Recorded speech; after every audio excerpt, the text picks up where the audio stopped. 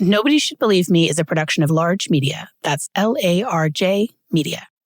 Before we begin, a quick warning that in this show we discuss child abuse and this content may be difficult for some listeners.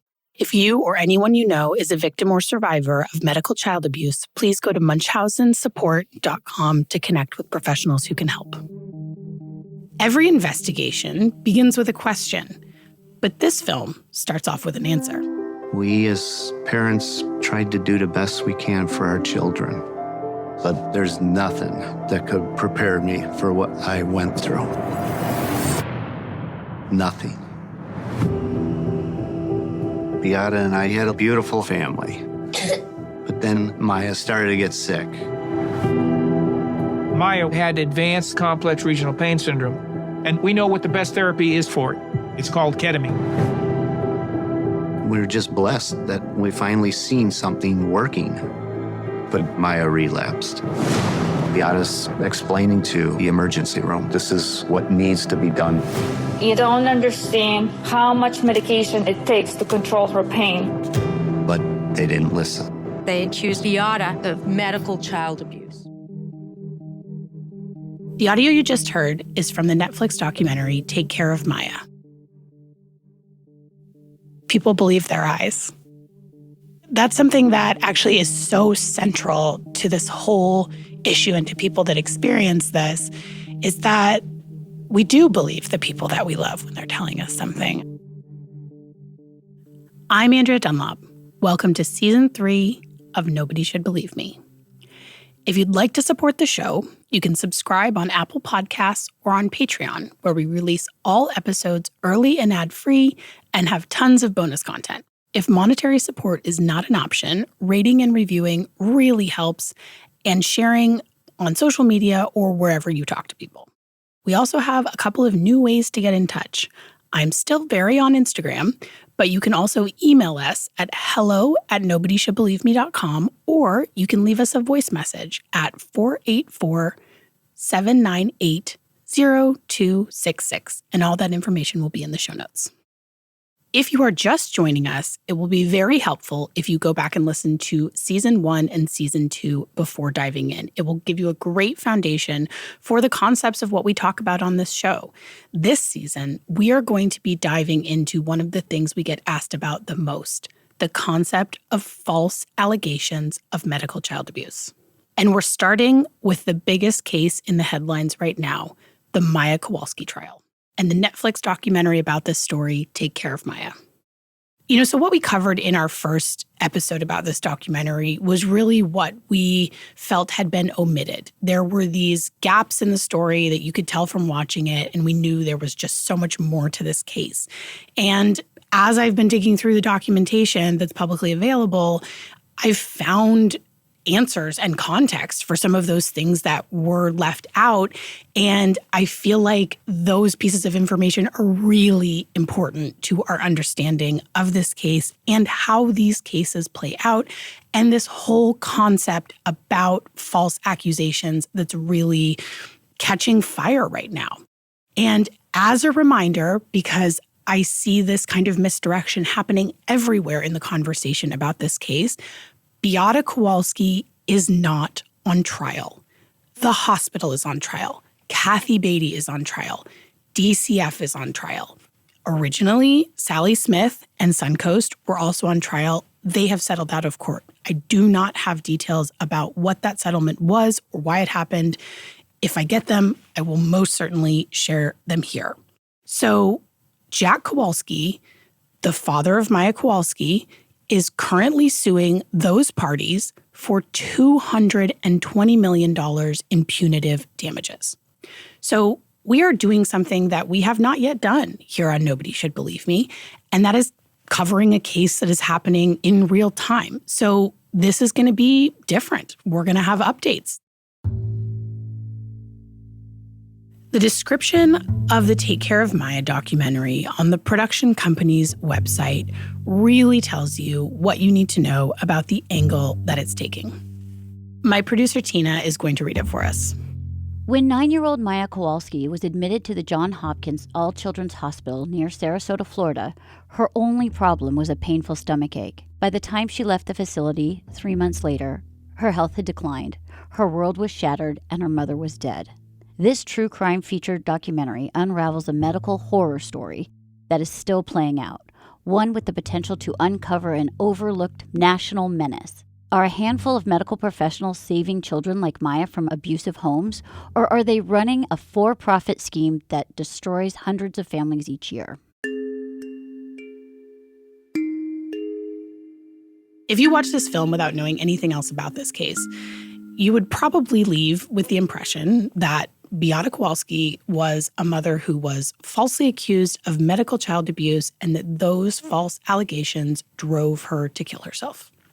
The documentary also broadens the scope by the end to insinuate that there is a, quote, national menace of false accusations of medical child abuse happening in this country, and that any parent who takes their child to the doctor is at risk of having that child kidnapped.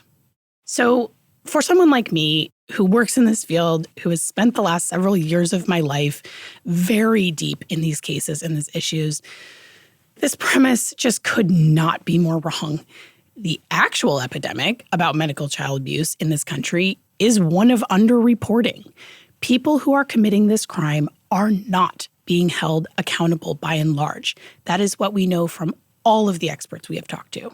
So let's start off by talking about what the concept of a false accusation would mean in a case that was at the stage that Beata Kowalski's case was when she died, which is halfway through a criminal investigation.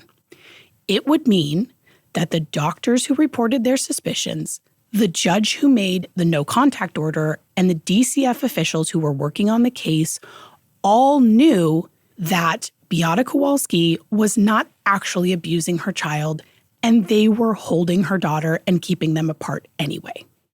The plaintiff's strategy is clearly to fixate on Maya really had CRPS. And if she really had CRPS, that means Beata was innocent. That means she was falsely accused. That means this hospital is liable. It's a red herring. And this film, really focuses on that. And they bring up this sort of smoking gun that the hospital was billing her insurance for treating CRPS. So the point I want to make is that the plaintiffs are leading really hard on two things. Number one, that Maya genuinely had CRPS. They are leaning really hard on that. And the reason they're leaning really hard on it is because they are using a completely false description of factitious disorder imposed on another. And they misrepresent what's in the DSM. They say, oh, well, we had this Dr. Duncan evaluate her. And Dr. Duncan says in her report that if there's a genuine diagnosis that rules out Munchausen by proxy, factitious disorder imposed on another. It does not. That is false. So in this context, a false accusation would mean that you are making an accusation that you knew not to be true, not reporting a genuine suspicion of harm being done. And the reason I want to start this conversation by talking about what is and is not a false accusation is that this case and the media coverage about it have implications that go far beyond just this family and this situation. And right now, in many places in the country, including a big situation in Lehigh, Pennsylvania, which we will talk about, child abuse pediatricians are under attack. They are getting pushed out of their jobs. They are getting excoriated in the press. And this has real consequences, both for those pediatricians and for the children that we trust them to protect. I spoke to friend of the show, Detective Mike Weber, who you will certainly recognize if you've listened to our previous seasons, about what impact this kind of media coverage has on doctors. It can cause doctors not to report. Doctors are human beings. They're subject to the same types of pressure as all of us, right? And if they see, societally that they can be vilified for this, the incentive to report is going to go away. And who's going to yell about that?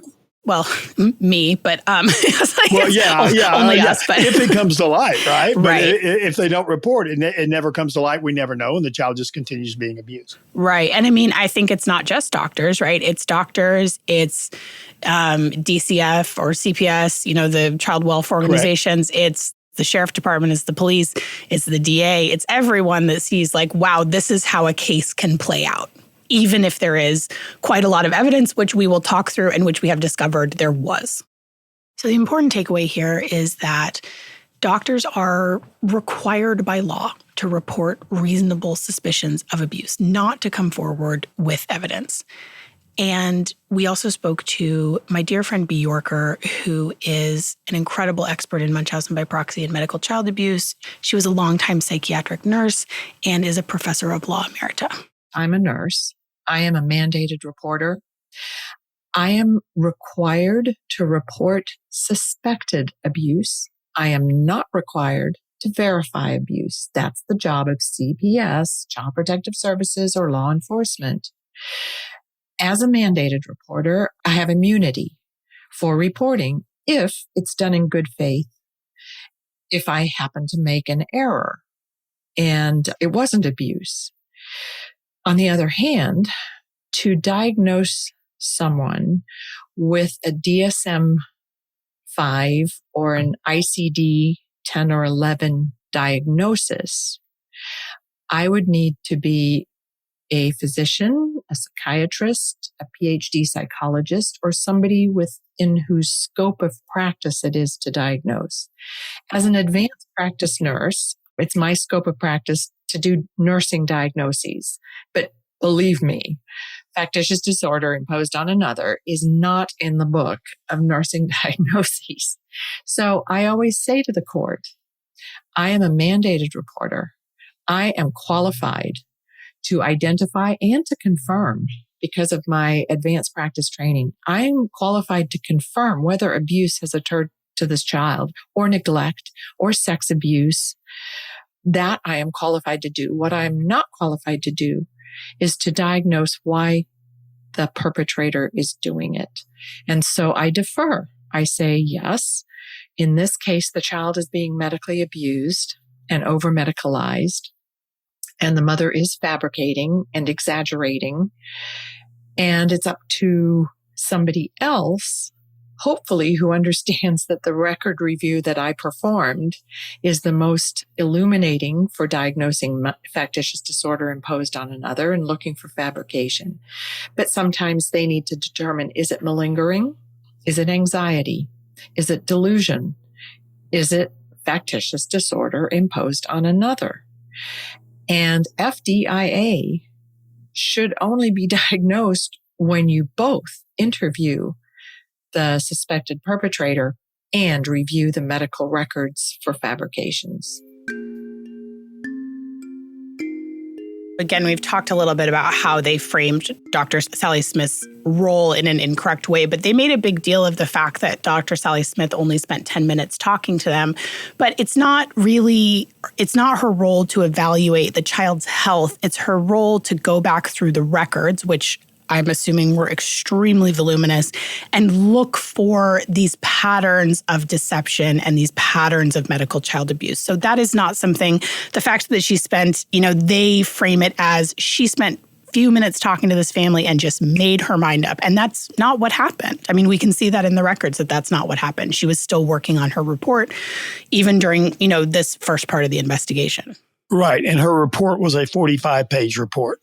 So it was not, some small document. Right. And it obviously was not put together haphazardly. One of the notes that the detective did make in her narrative that was extremely interesting to me was that an allergist had actually charted concerns for Munchausen by proxy in Beata in December of 2015, a full 8 months before this investigation kicked off.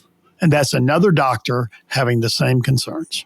And there was another hospital that had reported her as well. There was a hospital that she had seen. There was a rehabilitation nurse that actually made a report. One doctor just put it in his notes, I believe, and then there was another doctor that actually called it in. And to be fair, they do mention this in the movie that she'd been reported by more than one place, but they rush past it pretty fast and they don't really give any details on that. And to me, I think to me, one of the strongest indicators that something is amiss is if you have multiple people who have no communication with each other reporting concerns, right? That really points away from, oh, this is all at the feet of one overzealous doctor. Well, and I think it's also important to point out that, a hospital like Johns Hopkins is a huge place. You're going to have multiple people caring for this child that may not even know each other. Are we to believe that they're all in some big conspiracy? There is a very specific protocol when it comes to reporting in these cases. And I spoke to a pediatrician in Florida about this process. She opted to remain anonymous for this interview because of her proximity to this case. The physician makes the report to DCF or the social, whoever from the hospital makes the report. DCF takes the report. There's a medical branch of DCF that gets involved. And then it's taken to the court, and that's kind of the process that happens. And they do circle back around to the physicians for more information. They circle back for more notes. That's why documentation becomes so important. And then the court uses that information to determine if the child is sheltered. So the physician does not make, neither does the social worker at the hospital. That call has not come from them. That call is made by a judge. Correct. Very important to know that this is not a call that is being made by the doctors, and it may be based on information given by the doctors, but I sort of always wonder why that's presented as suspicious, because I think that's who should be making that call. That's who's in the position to make that call. The film presents Beata's behavior at the hospital as pushy. The defense attorney describes it as she offended someone over there. And here's that audio from the documentary. I think she could be a little too direct sometimes, and maybe some of the doctors took that offensively. I believe somebody at All Children's Hospital was offended, and a conflict started. And they sort of say she was being very insistent. She was saying, I know my child. This is the treatment that works for her. And again, from the documentary. Her concern was merely administering ketamine over and over, more and more and more. She was belligerent, demanding. The mom was very controlling, and she told me, this is what you're going to do. There are risks of respiratory failure, cardiac arrest. Her daughter could die from this, and it didn't seem that she was, worried about that. And again, we've talked about that a parent knows their child well, and doctors will always listen to parents, but a parent does not have the right to go into a hospital and insist on a specific treatment, especially something as, she was not asking them to give her Tylenol. She was asking them to put her in a coma and give her an infusion pump in her spine. So that was what Beata was insisting upon. And she made a number of comments about Maya's mortality while she was in the hospital that were not included in the film, that to me, when I read them, were just jaw-dropping. She said things such as, Maya is in so much pain, she wants to go to heaven. And then when they were refusing to put her in a ketamine coma, she said, if you won't treat her with this here, I might as well seek out hospice so that I can get enough ketamine so that she can finally die. She doesn't want to live like this anymore. And these are things that she said in front of her daughter. So this is not the only time that Beata had talked about Maya's mortality. Can you tell us about what came up in some of this other documentation that we saw about Beata framing this as a terminal illness? Beata was getting IV Dilaudid, which is an opioid pain medication from Maya to be administered at home from Dr. Kirkpatrick. She asked the IV infusion company, which is the one where she worked, for terminal to be placed on the diagnosis for the medication. Again, I don't know if that's to get insurance to cover it or what the purpose was, but she asked for that. They actually reached out to Dr. Kirkpatrick, who said that is out of his scope of practice to put terminal on the prescription. And also, I have to say, I was struck by the second half of that letter from Dr. Kirkpatrick, which told Beata to seek out resources from her local hospice care. Exactly. So he wasn't willing to say it, but then recommended that. And then it still ended up somehow from the company to be on that prescription. And then what it says is she went back to a second pharmacist within that company and said, can you put terminal on? They again reached out to Dr. Kirkpatrick, who said no, and it was not put on at that time by that pharmacist. So there was concern too with, I believe, the company that she worked with then reaching out. And it seemed Dr. Kirkpatrick, at least at that point, was not comfortable adding that word. We can't know for sure why Beata was making that request. We know that Maya was already receiving a very high dosage of ketamine. What could a reason possibly be that someone would add? Like, what's the purpose of adding terminal to a prescription? Like, do the insurance companies treat it differently? Does that permit a higher dose? Does it permit more coverage? Like, what could some possible reasons be? I mean, my thoughts, at least from experience, would be that there are doses of pain medications you can use at home legally, because now there's a lot more restrictions as well in cases of palliative care, hospice care, versus just a child who may need pain medication. So dosage that would be appropriate to use in the home, or even IV opioids in the home, in my experience, I mean, that is a very rare occurrence in and of itself. As well as the fact that insurance companies may question if there aren't certain terminal, we're asked sometimes, oh, did you mean failure to thrive or did you mean malnutrition? Because there's a word that the company would say, oh, you just didn't use the correct terminology. And that terminology may be correct in that case. But asking you to put something on a prescription that is not correct, at least in your medical opinion, is an interesting piece, especially something that involves the word terminal, is just strange. Yes, it is strange. Now, eventually, Beata was successful in getting terminal added to Maya's prescription. And in the testimony that was recently released, pharmacist John Schott, who filled this prescription, testified that he only added the terminal designation after a 10-minute conversation with Dr. Kirkpatrick. They questioned Dr. Kirkpatrick about this as well, and he repeated his stance that this was out of scope of his practice to label her as terminal, and that he did not recall having this conversation with Schott. Now, this testimony is happening years after the fact. There are several possibilities. It could have been a genuine miscommunication. He could easily not remember a conversation he had many years ago. That's perfectly credible. But it does raise questions as to how this label got on there. There were a lot of things that Dr. Kirkpatrick said in the documentary that came off very strange. Here's a clip from the documentary of him talking about a message that he sent to Beata while Maya was at Johns Hopkins. This was not the first time I've seen this type of scenario.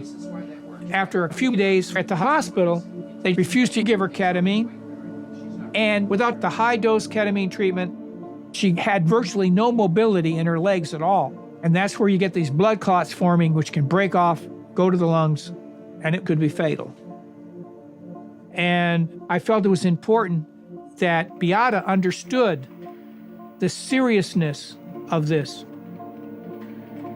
So I warned her, in all medical probability, that Maya would die a slow, painful death. The whole timeline of Dr. Kirkpatrick's treatment with Maya is very striking. So this is a child who has her alleged onset of these symptoms in July of 2015. And her first meeting with Dr. Kirkpatrick, where she officially gets diagnosed by him with CRPS, is just a few months later in September of 2015. And by that fall, she had already escalated to doing these 4-day ketamine infusions, and Dr. Kirkpatrick had sent them down to see Dr. Cantu in Mexico, who performed the 5-day ketamine coma procedure.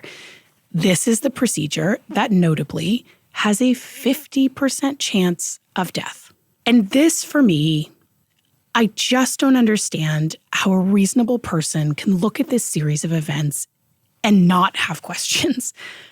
How do you go from the onset of a pain disorder in July to giving your child a treatment for that pain that has a 50% chance of death? And this is the treatment that Beata was demanding at Johns Hopkins. Not just that they give her ketamine, that they give her an infusion pump and put her in a coma. So I had lots of questions about Dr. Kirkpatrick. And in fact, another piece of his testimony was just released into the public record. This one is from 2022. So with the caveat, of course, that I am not a doctor, in going through Dr. Kirkpatrick's testimony, there were some pretty notable things. And I think it's important to have this information to give some context for what he says in the documentary. Number one, the language that they are always using to describe Dr. Kirkpatrick.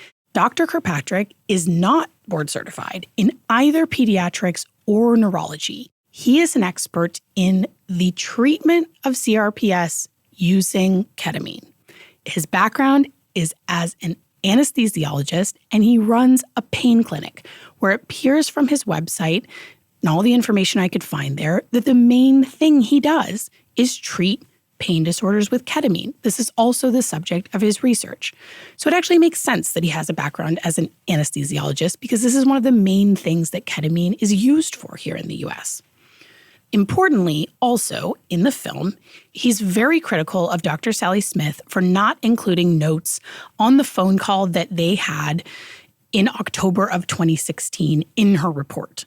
So another important piece of information that comes from his testimony is that Dr. Kirkpatrick, by his own admission, is doing pro bono work on behalf of the Kowalskis. He says this in his testimony that he created a, quote, roadmap of what he believed happened in this case, and he provided this roadmap to the producers at Netflix.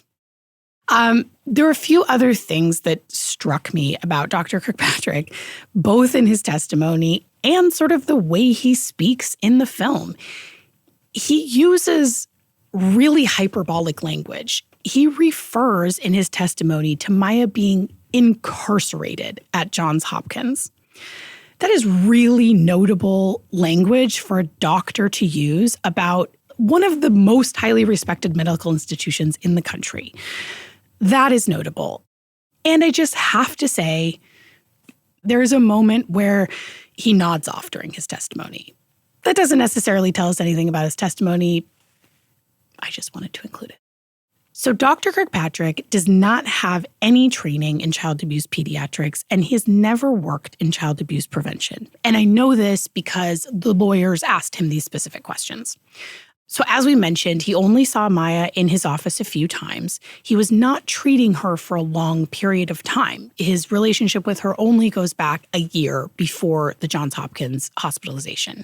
And as we've discussed, he does not have any experience or certification in pediatrics. So the reason that Dr. Kirkpatrick only saw Maya a few times is that none of the treatments that he offers at his clinic are covered by insurance. He claims in his testimony that that's because his surgery center is a nonprofit. It is not in and of itself a nonprofit. He does have a research institute that appears, from what I could find, to fund research done solely by him.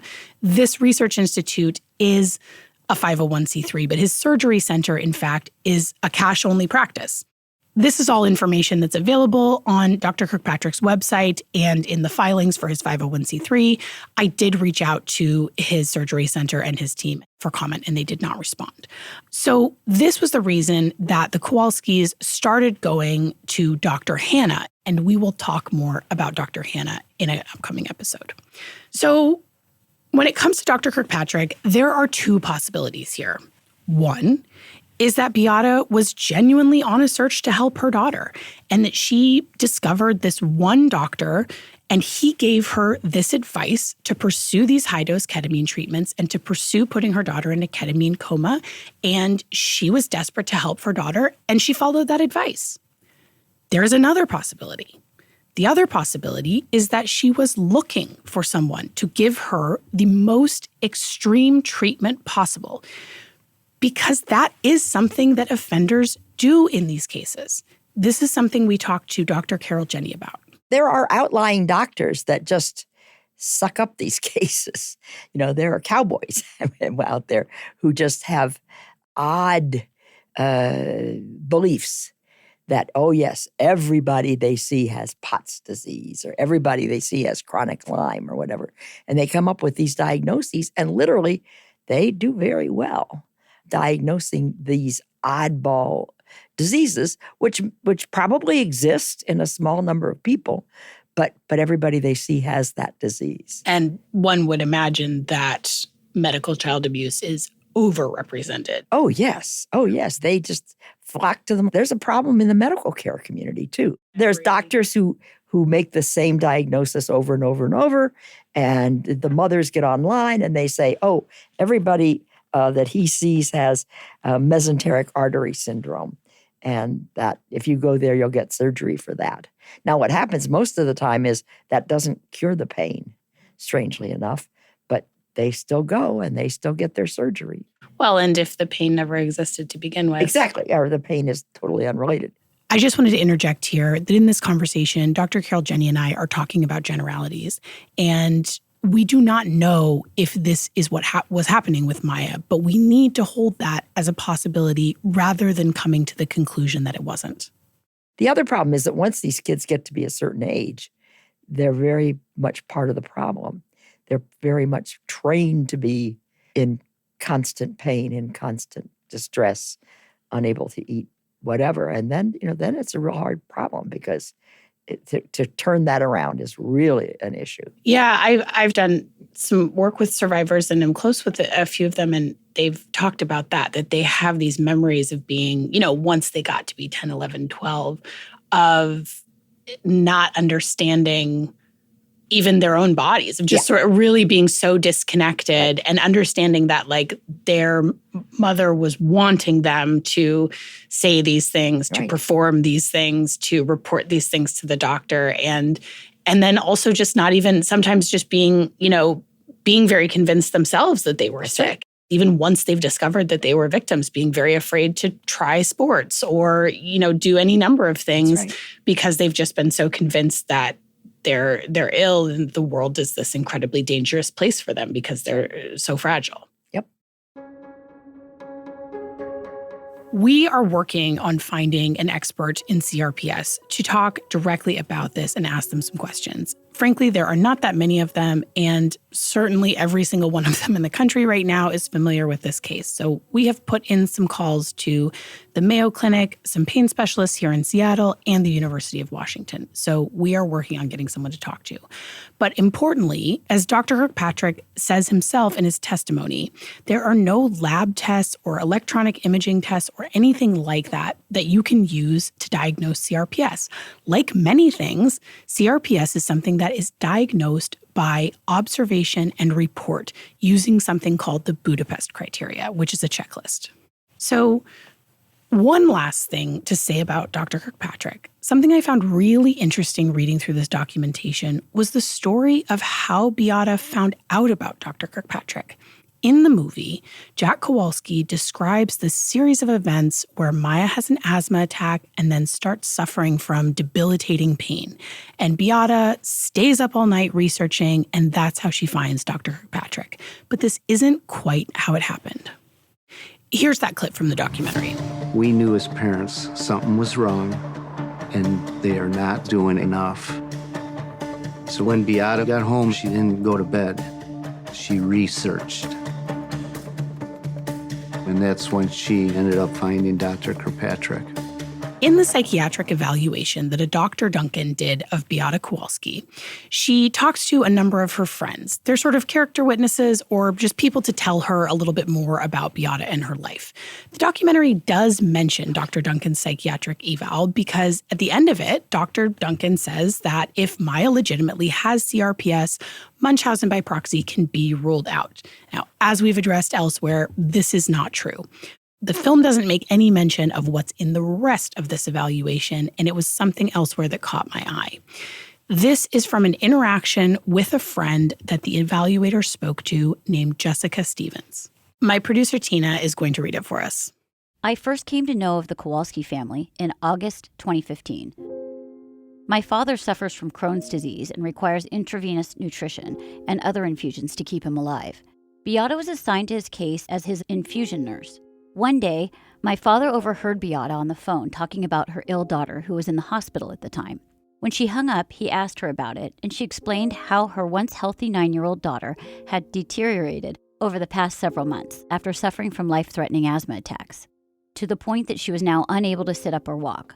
Worse than that, she was in constant agonizing pain that was hard to control and getting worse as time progressed instead of getting better. Listening to her, my father sympathized, having gone through a similar struggle with me, and suggested she consult with Dr. Anthony Kirkpatrick in Tampa. He has over 30 years of experience in treating difficult pain cases and has been instrumental in orchestrating my care and treatment several years earlier. Maya was ultimately seen by Dr. Kirkpatrick and diagnosed with RSD-CRPS. She was scheduled to receive a round of ketamine infusions at his treatment center. There's more to say about this asthma diagnosis, and we will get to that a little bit later. But what struck me, again, in the context of possible doctor shopping, is that, again, maybe she found Dr. Kirkpatrick because she was at the end of her rope. But again, considering the timeline, it's also possible that this is where she got the idea. Also, because of the timeline here, because she said they met in August 2015, this is about a month after the alleged onset of the CRPS.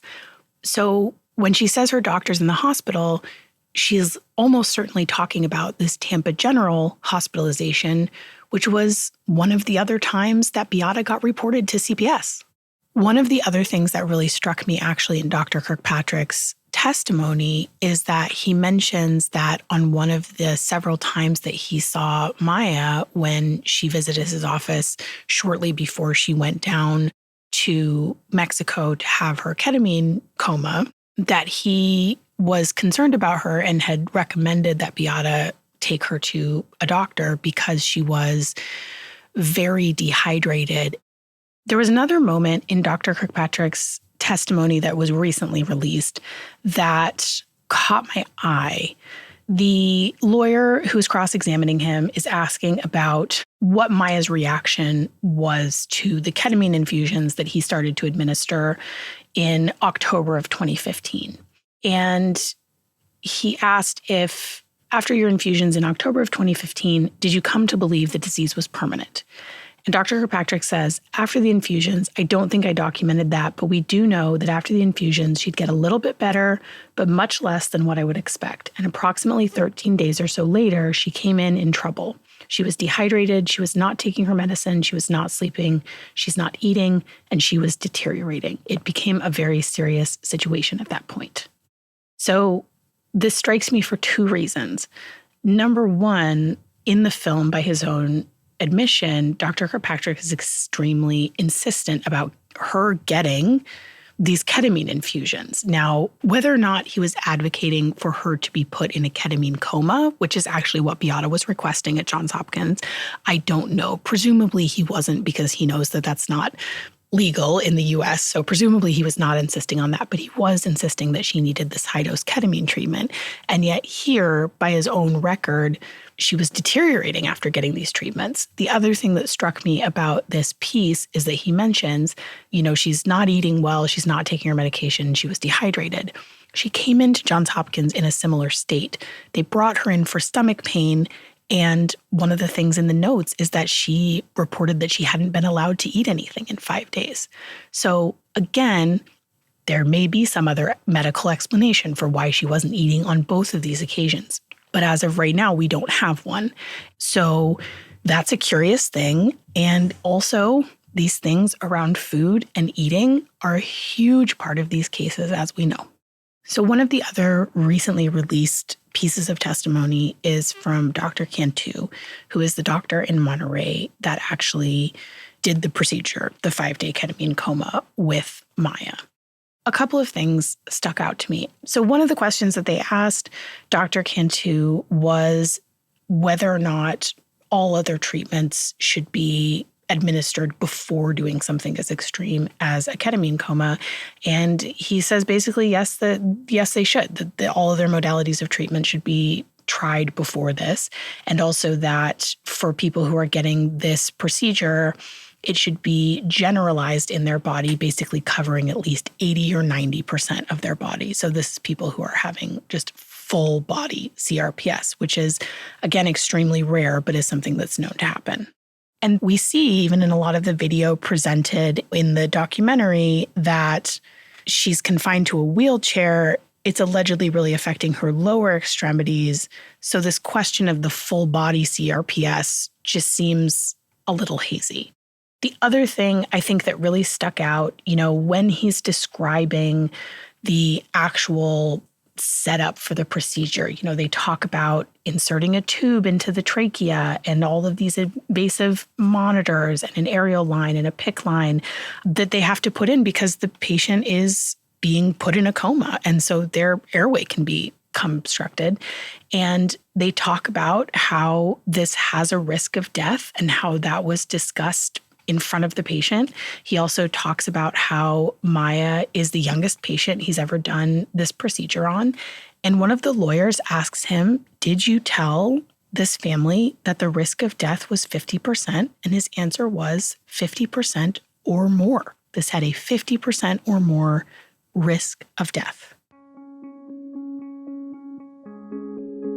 So we are recording this on Monday, September 11th, and the pretrial hearings for the lawsuit case where Jack Kowalski is suing Johns Hopkins, Kathy Beatty, and DCF for $220 million.